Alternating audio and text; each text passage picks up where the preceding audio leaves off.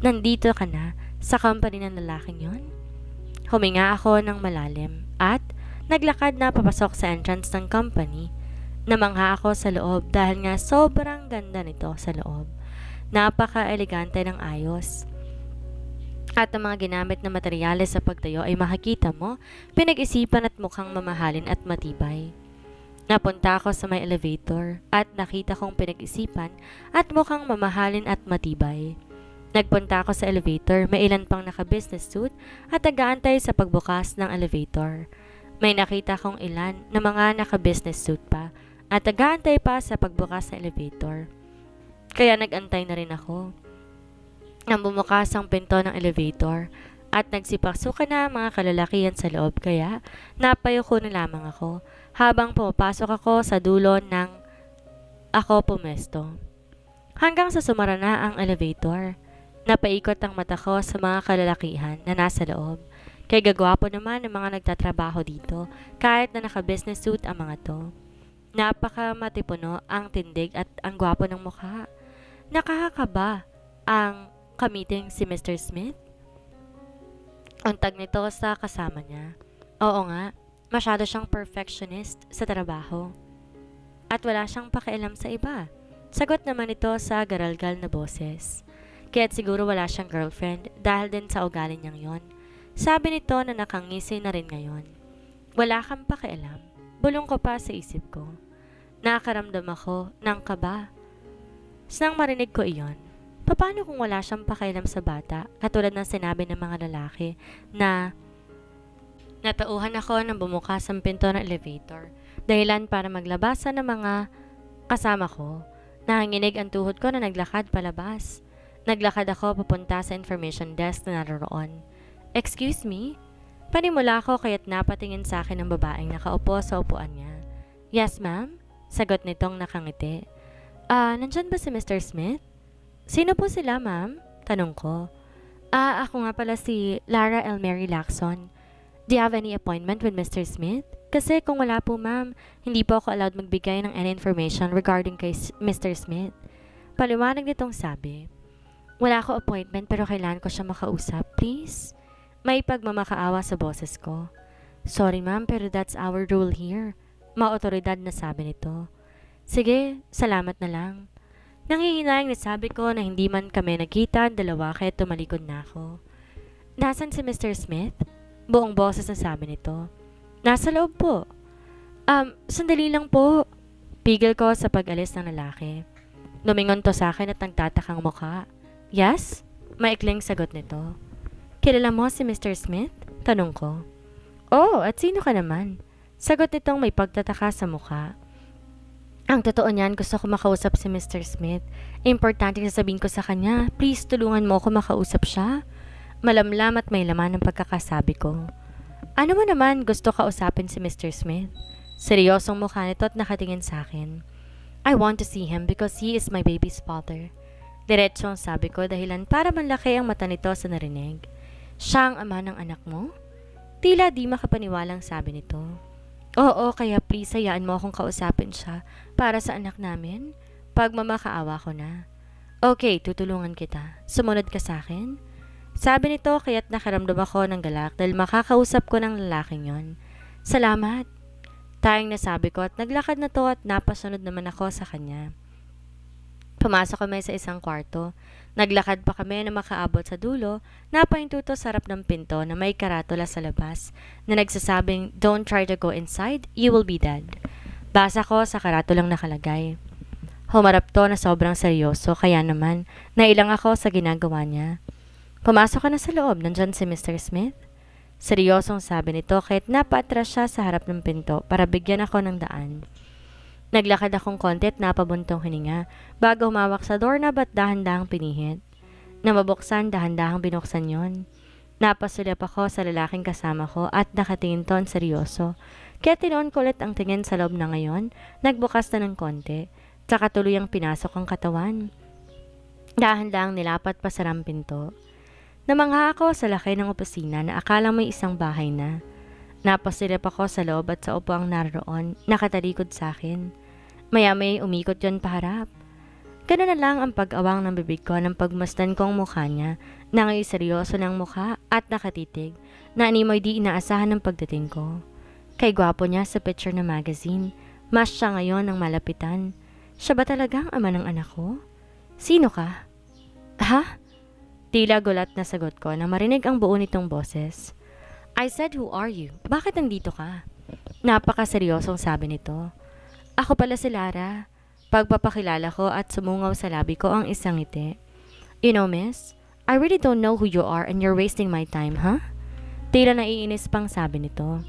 Hindi to isang pinangaakse ng oras kaya ako nandito para pag-usapan ng tungkol sa bata. Diretsong sabi ko kaya't kumunot ang noon nito. Child, anong ibig mong sabihin? Gaya ng narinig mo, ang totoo niyan, buntis ako 2 months at ikaw ang ama ng anak ko. Nasabi ko kaya't gano'n lang ang kabang nararamdaman ko ngayon. Buntis ka at ako ang ama? Nagpapatawa ka ba, miss? Miss, baka nagkakamali ka na akong ama niyan. Mali ko ba na sa iba yan, sa akin mo lang pinapaako? Dagdag pa niyang sabi at napailing pa. Hindi ako po pwedeng magkamali. Ikaw ang ama ng anak ko. Wala akong matandaan sa mga nangyari sa atin ng gabing yon. Pero pagising ko kinabukasan, ikaw ang nakita kong katabi sa kamang yon. Kaya't sigurado ko ikaw ang ama ng anak ko. Buong loob na sabi ko. Napatayo to sa upuan at dahan-dahang lumapit sa akin. I don't remember anything dahil lasing ako noon. Pero di ko maalala na may nangyari sa ating dalawa. Kaya hindi ako kumbinsido na ako ang ama ng anak mo. Sabi nito na ngayon isang dipa na lang ang pagitan at gano'n na lang ang kabog ng dibdib ko. Sigurado ako ikaw ang ama. Sinabi ko na to sa iyo para malaman mo pero kung ayaw mo sa anak ko, hindi kita pipiliting panagutan ako. Bubuhayin ko siya mag-isa. Naiinis na sabi ko. Totoo nga, wala talagang pakialam ang lalaking to sa akin at sa anak niya. Okay, fine. Kung talagang akin nga yan, susustentuhan kong anak mo. Pero di ibig sabihin tinatanggap kong ako ang ama niyan. Siguro naman magandang offer na yun sa'yo. Kung wala ka nang sasabihin, pwede ka nang umalis. Marami pa akong kailangan tapusin. Iwan mo na lang sa sekretary kong number mo at tatawagin kita ulit. Sabi pa nito at nalagpasan ako at naglakad papunta sa pinto. Tuluyan ang lumabas. Grabe ang lalaking yon. Gwapo nga, napaka-arugante naman. Nasabi ko na lang sa sarili kahit wala akong kausap. Ines na naglakad ako papunta sa pinto ng kwarto at lumabas na ng tuluyan. Nandito ako sa isang meeting at di maalis sa isip ko. Ang naging pag-uusap namin ng babaeng yon kanina. 2 months na siyang buntis. Bakit ngayon lang siya nagpakita at pinaalam ang totoo? Agad akong tumayo sa gitna ng pagmi-meeting. Sir, may problema ba? Natauhan ako na mapansin kong nakatingin sa akin lahat ng tao sa conference room. Wala, sige ituloy mo na. Natauhang sabi ko at muling umupo at nakinig sa presentation nito sa unahan. Lumipas ang halos 1 oras, naglakad ako papunta ng opisina. Na makarating binuksan kong pinto at pumasok sa loob, saka pasalampak na naupo sa upuan ko. Mukhang wala ka sa concentration kanina sa meeting dahil sa babaeng yon. Dinig kong sabi ni Glenn na kasunod ko sa pagpasok. Di ako apektado sa babaeng yon. Sagot ng wala kahit anong reaksyon sa boses. Baka naman sa anak mo sa tiyan niya. Hindi, wala akong pakialam sa kanilang dalawa. Ano balak mong gawin sa babaeng yon? Baka magsalita yun malagay sa alanganin ng company pag nalaman nilang may anak ka. Paliwanag nito. May naisip na ako kaya wag kang mag-alala. Mahinahon pang sabi ko. Sabihin mo nga ikaw ba talaga ang ama ng babaeng yon? Seryosong tanong pa nito. Hindi ko alam. Lasing ako ng araw na yon kaya't wala ako matandaan. Muling sagot ko at tumingin din sa kanya. Kung ganon sigurado ka, di ikaw ang ama ng bata. Let's forget about her. Naayos ko ng problema kaya relax. Sagot ko, tinuon ang paningin sa mga papeles sa mesa ko. Buwaba ako ng taxi mula sa company ng Mr. Smith na yon. Nandito na ako sa tapat ng tinutuluyan namin. Napabuntong hininga ako bago pa ako tuluyan na pumasok sa loob ng bahay. Lara, masiglang bati ni Rosel sa akin at saka niyakap ako. Humiwalay ito sa akin at inalayan akong umupo sa upuan. Kamusta ang pagkikita niyo ng tatay ng anak mo? Curious sa tanong nito. Nakita ba kayo? Dagdag pa nito. Oo, at nakausap ko na rin siya. Wala sa reaksyon na sabi ko. Teka, bakit parang di maipintang mukha mo? May sinabi ba ang lalaking yun sa'yo? Nag-aalala lang sabi nito. Wala naman siyang sinabi na masama. Ang totoo niya, hindi siya naniniwalang anak niya ang nasa loob ng tiyan ko. Malungkot na sabi ko pa. Ano? Sira ulo ba yung lalaki na yan? Pagkatapos niyang makuha ang lahat sa'yo, sasabihin niya pa talaga na hindi niya anak ang bata na yan sa tiyan mo? Ines na sabi pa nito at napapaiwas na rin ng tingin. Rosel, hindi natin siya masisisi dahil nabigla rin siya sa katulad ko. Pero susustentuhan niya ang bata kaya di na ako mahihirapan pa? Nakangiti ang sabi ko. Dapat lang, dahil siyang ama ng bata. Tila Ines pa rin na sabi nito. Nakaupo ako ngayon sa working station ko at abala sa pag-organize ng paperwork ko. Narinig ko pa na mag-ring ang cellphone ko at kinuha ko yun agad para tingnan. Ang tumatawag pero unknown number ang nakita ko na nakaregister sa monitor ng cellphone ko. Sino kaya to? Bulong ko sa isip at huminga ako ng malalim. Tsaka ako pinindot ang answer button at tinapat sa tenga ko. Hello, panimula ko. Magkita tayo sa isang restaurant malapit sa pinagtatrabahuhan mo. Now! Sagot na nasa kabilang linya at nakaramdam ako ng kaba dahil sa pamilyar na tono ng boses nito. Alexander Smith? Nasabi ko na lang sa isip ko at narinig ang pag-off ng phone nito. Grabe, binabaan niya ako ng ganun lang? Kinuha ko na ang bag ko at hinanap na ang salamin para tingnan ang ayos ko. Kusa ako natigilan sa pagtingin sa salamin. Bakit ba ako nag-aayos? Aaminin ko gwapo siya pero wala kaming relasyon, kaya hindi ko kailangan na mag-ayos. Napailing akong binalik na sa bag ko ang salamin at tumayo na sa pagkakaupo, saka nagpa siya na umalis na sa opisina namin. Sumakay ako sa elevator, pababa sa ground. Nang makarating ako sa ground, lumabas na ako ng company. Nagpalingalinga ako sa paligid at nakita ko ang isang restaurant sa tapat ng company namin, kaya't naglakad na ako papunta roon. Nang nasa entrance na ako, tinulak ko ang pinto ng restaurant, saka tuluyan na akong pumasok sa loob ng establishment. Inikot ko ang mata ko sa loob, pero wala ni Anino pa ni Alex akong nakita. Pinaglololo ko ba ako ng lalaking yon? Good morning, ma'am. May inahanap po ba kayo? Nakangiti ang bati sa akin ng waitress nang nasa harap ko na. Napansing may hinahanap ako. Pwede mo ba akong hanapan ng table na pandalawahan? Nahihiyang sabi ko. Para sa inyo ba ng boyfriend mo? Kinikilig pang sabi nito. Boyfriend? Wala nga kaming relasyon, ama lang siya ng anak ko. Bulong ng isip ko. Oo, nasabi ko na lang. This way, ma'am? Sabi nito at tumalikod na sa akin kaya't napasunod na lang ako sa dulong panig niya. Ako dinala na may 2 upuan at mesa. Saka may flower vase sa gitna at sa gilid may salaming dingding. Kitang isang fish pond. Napakaganda ng ambience ng lugar na perfect sa isang date. Date? Imposible mag-date kami ng lalaking yun dahil di niya ako gusto. Lalo pang ayaw niyang tanggapin na siyang ama ng anak ko. Ito po ma'am, perfect yan sa couple date para sa date ninyo. Nakangiting sabi nito. Salamat miss. I'll go ahead ma'am. Sabi nito at nagmarcha na paalis sa harapan ko. Nilapag ko ang bag ko at inantay ang pagdating niya. Lumipas ang halos 1 oras, wala pa rin to. Nasa na bang lalaking yun? Di naman siguro pupunta. Tumayo ako na mapatingin ako sa pinto dahil may papasok na lalaki. Nakasuot ng polo shirt na white. Nakapantalong maong at nakasuot ng shades at napatingin to sa gawi ko. Napawang bibig ko dahil ang gwapo pa rin to kahit simple ang suot nito. Naturala ako habang papalapit to sa akin at naupo sa tapat ng upuan ko. Kaya't napaupo na rin ako. Pinaghintay ba kita ng matagal? Medyo, sagot ko na lang. Bakit mo ako pinapunta? Anong pag-uusapan natin? Dagdag kong tanong. Ang pag-uusapan natin tungkol sa bata. Gusto ko sa bahay ko ikaw muna titira hanggang 9 months. Kapag nanganak ka, doon natin naalamin kung anak ko bang nasa tiyan mo. Kailangan mo tumigil sa pagtatrabaho para matutukan ang pagbubuntis mo and I'm willing to support you financially. Pero di ko may papangako magiging ama ako sa anak mo dahil busy rin akong tao. Don't expect na magkakaroon ng patutunguhan ng relasyon natin dahil I don't believe in any commitment. Naiintindihan ko kung anong gusto mong sabihin kaya wag ka mag-alala. Di ako mag-iisip ng kahit ano na lalalim ang relasyon natin para lang sa bata ang gagawin natin to. Seryosong saad ko. Bakit nakakaramdam ako ng lungkot? Na di magkakaroon ng pagkakataong lumalim ang ugnay naming dalawa. Kung ganoon aalis na ako. May mga meetings pa akong kailangan puntahan. Pack your things at susunduin kita. Maotoridad na sabi at muling sinuot ng shades niya, saka tumayo sa pagkakaupo at naglakad na papaalis.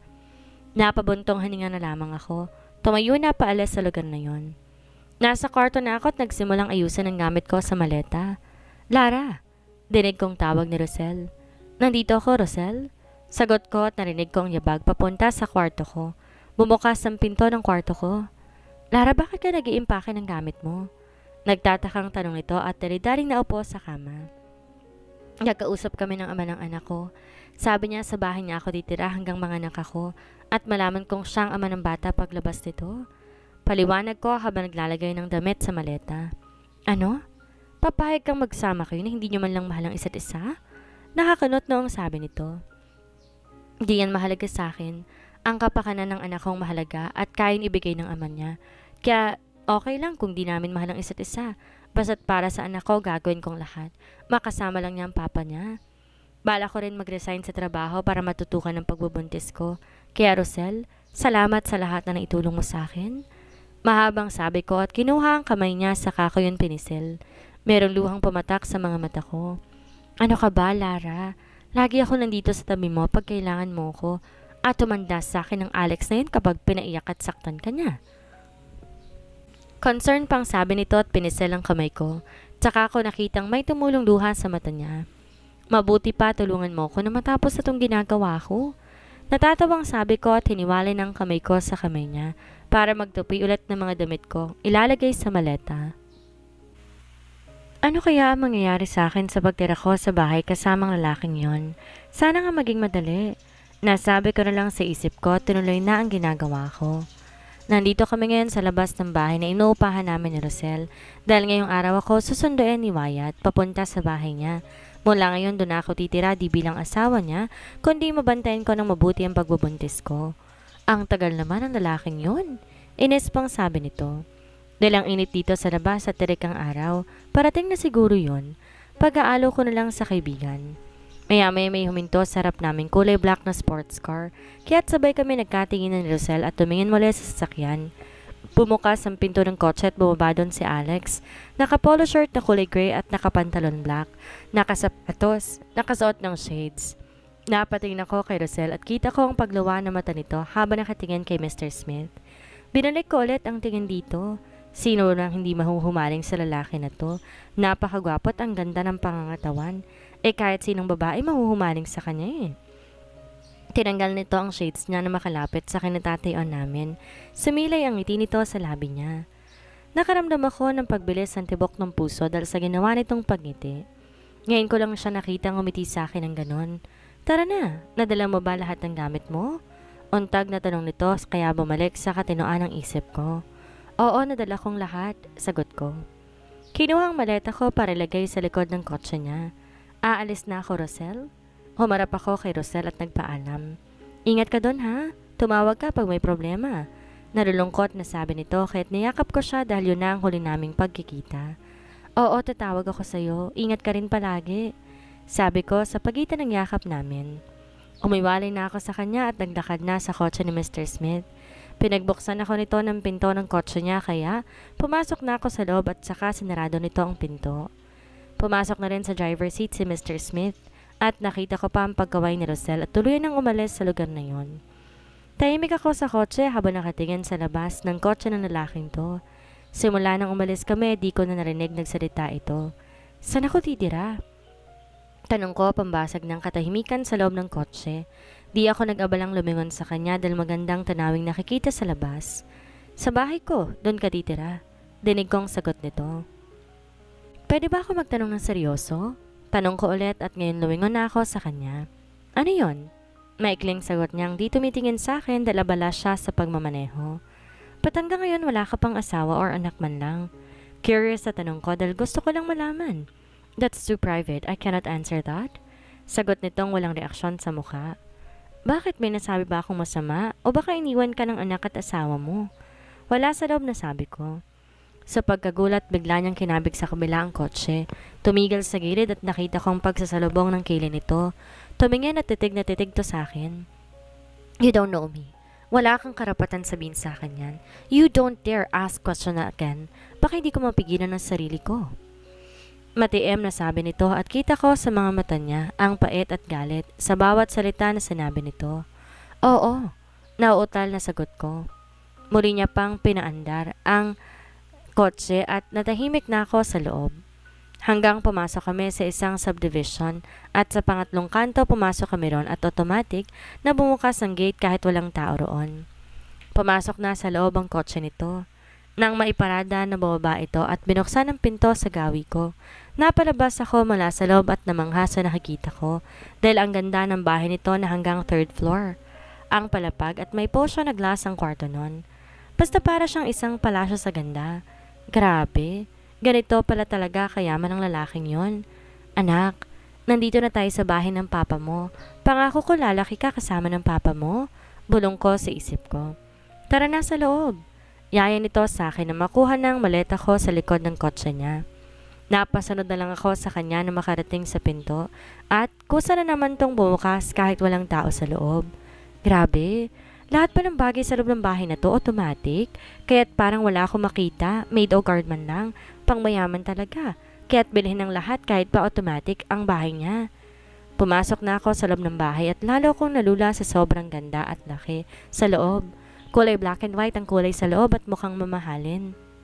May chandelier na sobrang laki at mukhang gawa sa gold.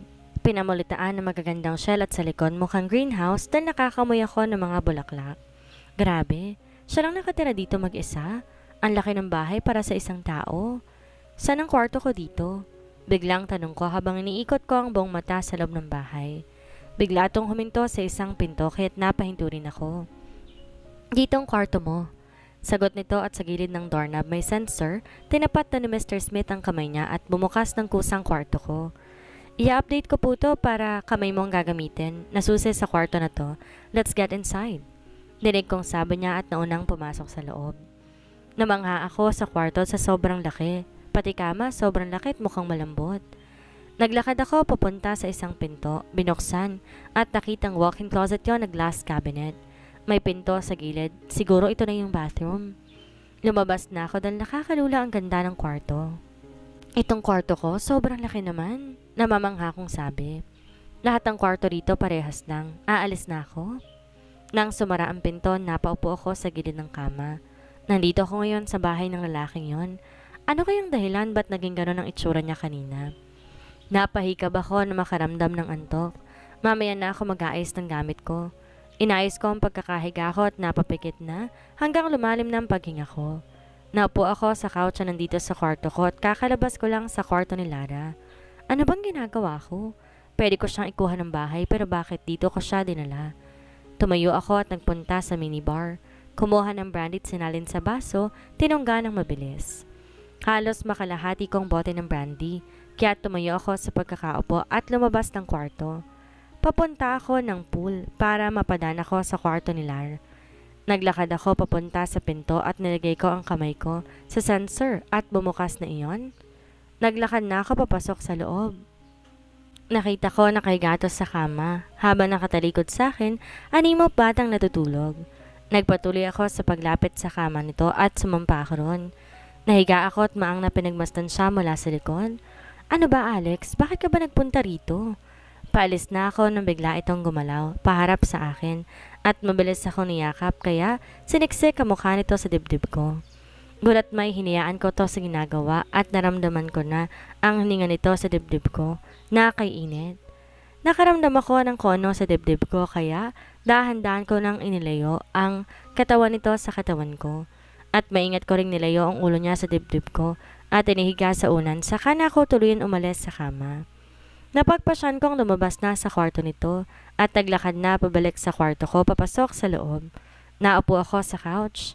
Napasandal at pilit ipinikit ang mga mata ko. 3 years ago. Why did you do that, Alicia, ha? Galit na sabi ko at nandito kami ngayon sa bahay ko.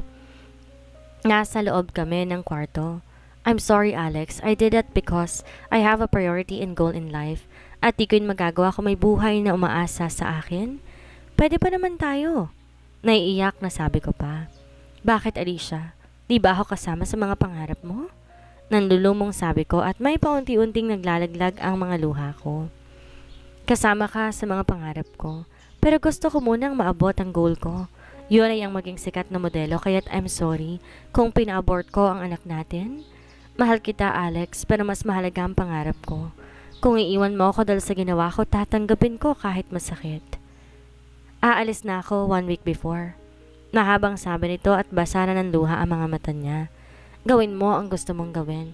Tuparin mo ang pangarap mo at nandito lang ako para sa'yo. Malamlam na sabi ko at saka ko siya niyakap ng mahigpit. Napamulat pa ako sa saglit na pagbabalik tanaw sa nakaraan. Ano nga kayang nangyari sa kanya ngayon? Napabuntong hininga na lamang ako. Napatayo ako sa couch dahil naisipan kong maligo at nang mahimasmasa ng utak at ang puso ko.